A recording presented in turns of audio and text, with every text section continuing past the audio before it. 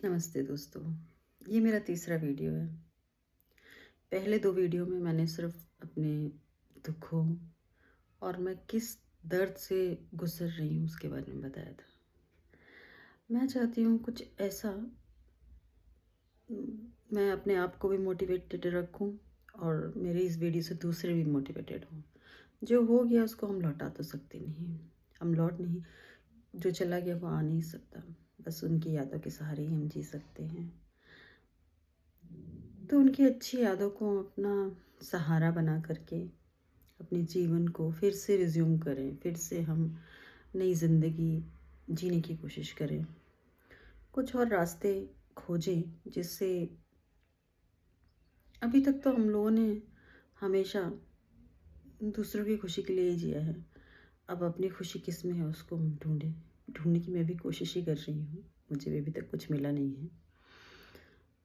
लेकिन हाँ, ये वीडियो बनाने से मुझे एक ये लग रहा है कि जैसे कि मैं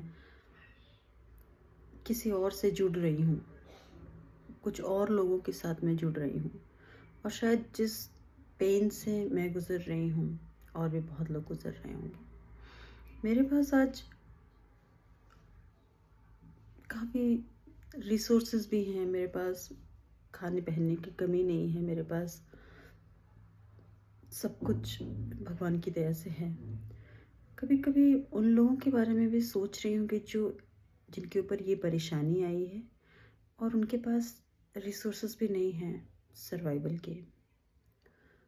उन लोगों के ऊपर कितना बड़ा दुःख पड़ता होगा, कितना दुखी होते होंगे वो लोग और ऊपर से समाज।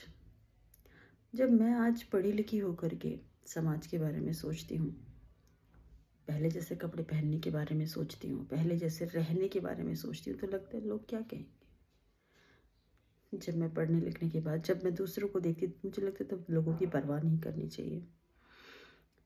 लेकिन अब मैं जब समाज में जाती हूँ, देखती हूँ, लोग ऐसे बेचारे की तरह देखते हैं, अरे बेचारे के साथ तो बहुत बुरा हुआ। सिंपैथी होना अच्छी बात है।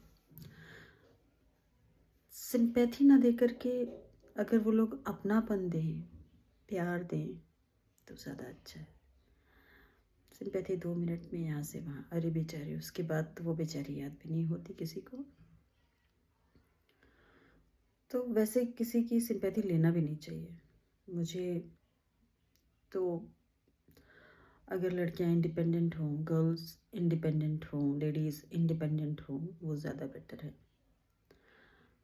मैं इंडिपेंडेंट भी हूँ, मैं वर्किंग हूँ, मैं काम कर रही हूँ, उसके बावजूद मैं इस तरह के दर्द को, इस तरह के दुःख से अपने आप को ओवरकम नहीं कर पा रही हूँ, हमेशा बिज़ी रहने के बाद भी। अब थोड़ा-थोड़ा शुरू हुआ है कि मैं चीज़ों को एनालाइज़ कर पा रही हूँ, एक्सेप्ट कर पा रही हूँ कि ऐसा मेरे साथ हो चुका है, अब चीज़ें दोबारा नहीं आएँगी। तो जब मुझे ये सब चीज़ सहने में, समझने में इतना वक़्त लग रहा है, तो मैं उन लोगों के बारे में सोचती हूँ कि जो इंडिपेंडेंट नहीं होती हैं लेडीज़, गाँव की वो महिलाएँ। मैं अपने काम में थोड़ा-सा बिज़ी होकर मैंने 10 महीना काटा है, बट उन महिलाओं का क्या जो घर के बाहर नहीं निकलती हैं, जो नहीं जाती, मुझे उनके लिए बहुत लगता है कि मैं उनको कैसे कैसे उनको उनके दर्द को कम करने में कैसे मदद कर सकती हूँ। मैं तो सक्षम हूँ, कैपेबल हूँ कि मैं कोई क्लास जॉइन कर सकती हूँ। मन नहीं हो रहा, मन नहीं होता है, लेकिन मैंने जॉइन किया, मैंने फ़िटनेस क्लास जॉइन की। मैं बहुत जल्द उसका भी वीडियो बनाने वाली हूँ। तो मैं चाहती हूँ कि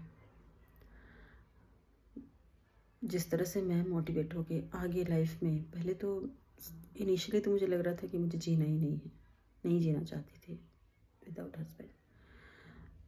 इतनी सेल्फिश हो चुकी थी कि बच्चों के बारे में भी नहीं सोच रही थी।